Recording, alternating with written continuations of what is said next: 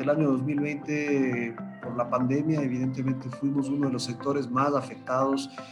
Nuestras ventas, si comparamos el periodo enero a diciembre del 2020 con enero a diciembre del 2019, la caída fue del 36% en dólares. Esos son prácticamente 500 millones de dólares menos que se facturó en nuestro sector. Si vemos la cifra de empleo, que es otro indicador muy importante en nuestra industria, se perdieron 12,000 plazas de empleo directo. Eso también obviamente fue algo muy, muy fuerte en nuestra industria. Entonces, hemos sido uno de los sectores que más dificultad ha atravesado durante todo este periodo de pandemia.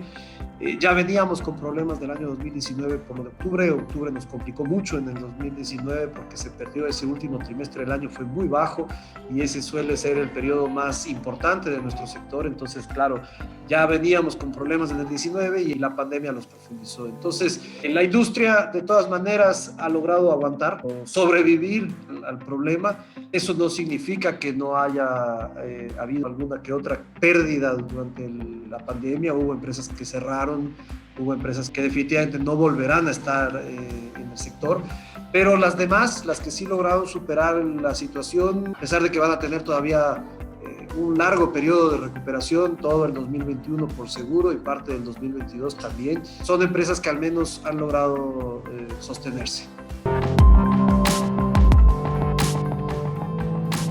Efectivamente, la situación que hemos vivido es una situación que prácticamente nadie la pronostica, ¿no? Análisis para tomas de decisión o para definición de estrategias, porque es algo que definitivamente se nos vino sin aviso. Y eso hace mucho más complejo el poder reaccionar ante la situación.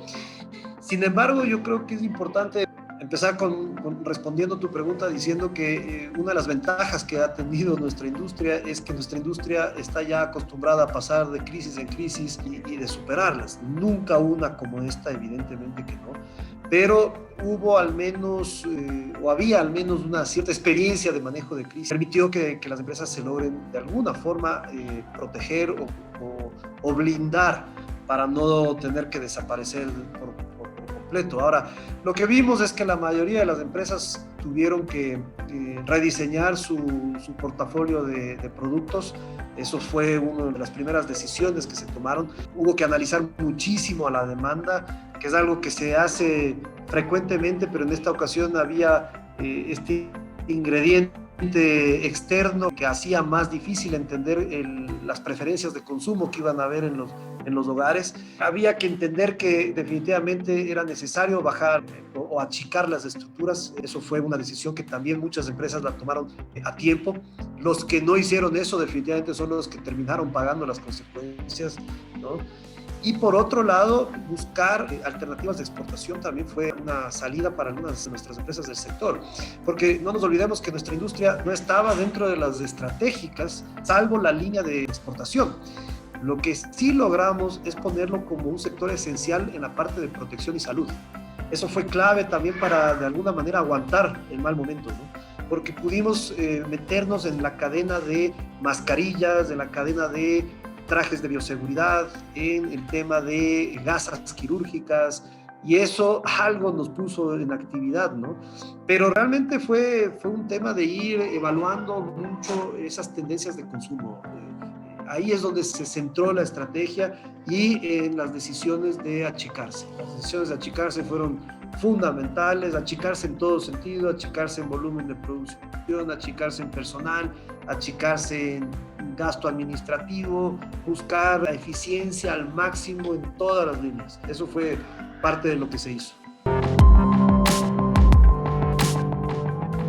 Nos convertimos en ese actor que generaba facilidades para que las empresas puedan comercializar por un lado sus productos y también para dar seguridad tanto a los colaboradores, a los proveedores y sobre todo a los clientes de nuestras. Nos convertimos también en una especie de psicólogos de nuestras empresas socias, porque había muchas dificultades en ese momento y las empresas necesitaban también un un aliado en el cual desfogar sus frustraciones y buscar soluciones. Entonces, en eso también la asociación ayudó mucho.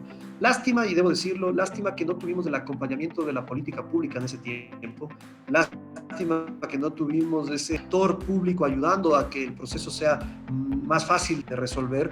Y nuestro sector lastimosamente tuvo que trabajar prácticamente solo en este periodo, ha tenido que trabajar prácticamente solo, pero yo destaco de eso que hemos aprendido. El sector privado tiene la suficiente pujanza y la suficiente decisión para poder salir adelante ante las adversidades como esta que hemos vivido, y que la política pública siempre será importante, pero que hacerlo solos también es factible.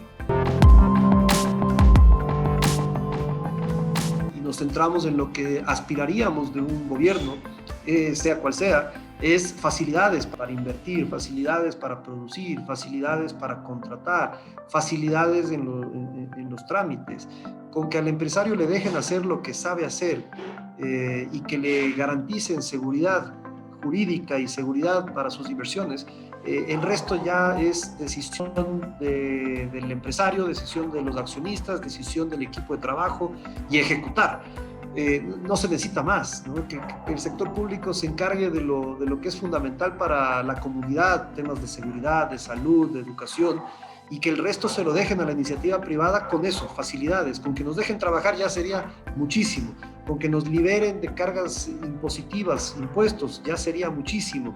Con que el gobierno administre adecuadamente los recursos públicos ya sería bastante para que haya estabilidad macroeconómica, para que haya tranquilidad en el consumidor, para que podamos integrarnos con el mundo en acuerdos comerciales en donde podamos colocar nuestros productos, o para que podamos atraer inversionistas de afuera que vengan con tranquilidad al país y que sepan que si ponen $1 en el Ecuador, ese dólar está seguro aquí y se va a multiplicar. Con eso yo puedo asegurar que ya la parte pública habría cumplido su rol y lo habría cumplido con creces. Entonces, eso es lo que se espera de un gobierno. Ahora, si ya metemos el COVID, es un agente externo que complicó las cosas, y ahí sí se esperaba que haya un gobierno que al menos alivie en algo ciertos problemas que tuvimos que vivir y que seguimos viviendo debido a la caída especialmente de nuestras ventas, ¿no? Y yo diría que el actual gobierno a duras penas hizo un buen trabajo parcial, pero al menos bueno en la parte laboral. En la parte laboral sí dio instrumentos para que se pueda llegar a acuerdos con los trabajadores y poder sostener empleos, pero también al mismo tiempo sostener empresas. Pero en el resto, temas de créditos, temas tributarios, prácticamente no hubo ningún apoyo. En temas de costos, por ejemplo, de energía eléctrica o de combustibles, no hubo ningún apoyo. Y claro, eso hubiera sido muy bienvenido, especialmente en esos primeros 4 o 5 meses, hubiese sido muy útil que nos den, por ejemplo, plazos de pago. No que nos perdonen, pero que nos den plazos de pago. Eso ya hubiera sido una gran ayuda, pero no hubo eso, y claro, las consecuencias se nos profundizaron, ¿no? Se profundizó el problema. Pero con eso yo respondería que lo que se aspira de un gobierno es que nos faciliten la vida y que nos permitan hacer lo que sabemos hacer, que es invertir, producir, comercializar, dar servicios, exportar, generar empleo, pagar nuestros impuestos, obviamente garantizar la conservación ambiental, en nuestro caso es muy importante como sector, y también, ¿por qué no decirlo?, el tema de mejorar la calidad del empleo y la calidad de la equidad dentro del empleo. Ha quedado más que demostrado que somos emprendedores, ya sea por necesidad, por convicción o por planificación, pero somos. Y casualmente uno de los rubros en donde más se emprende, aparte de alimentos, etcétera, suele ser el textil, suele ser mucho el de la confección, el de la oferta de ropa, la oferta de algún producto de textil de hogar, etcétera, ¿verdad? Ahora, ¿qué se le puede decir a ese emprendedor? Primero, que sigan con esas ganas, eso es fundamental, porque este es un tema clave, tener las ganas de emprender. Segundo, que se formen. Si, el emprendedor se tiene que hacer, tiene que formarse, tiene que aprender a ser emprendedor. Y después yo diría que una acción muy práctica pero muy útil es entender al consumidor. Hay que entender que la cadena de cualquier producto, la cadena empieza y termina en el consumidor.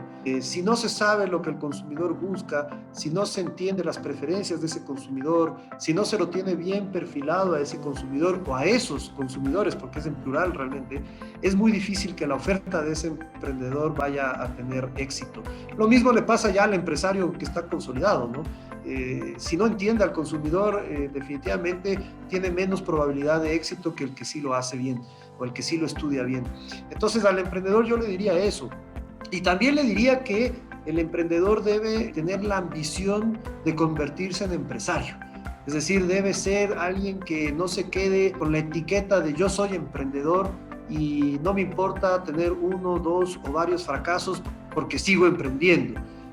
Yo creo que los fracasos son aprendizajes y definitivamente hay que probar, hay que equivocarse, hay que volver a probar, hay que volver a equivocarse, pero ya a la tercera o a la cuarta hay que pegar en el centro y ya crecer y consolidarse, porque si no hay esa visión de largo plazo en el emprendedor, el aporte va a ser menor al país. Quizás es bueno para la persona que emprende, pero para el país, para los demás, para la sociedad, ese emprendimiento va a aportar menos. Entonces, yo también le diría eso, que tengan esa visión de largo plazo, esa visión de consolidarse, esos negocios, ¿no? en generar cada vez más oferta de valor.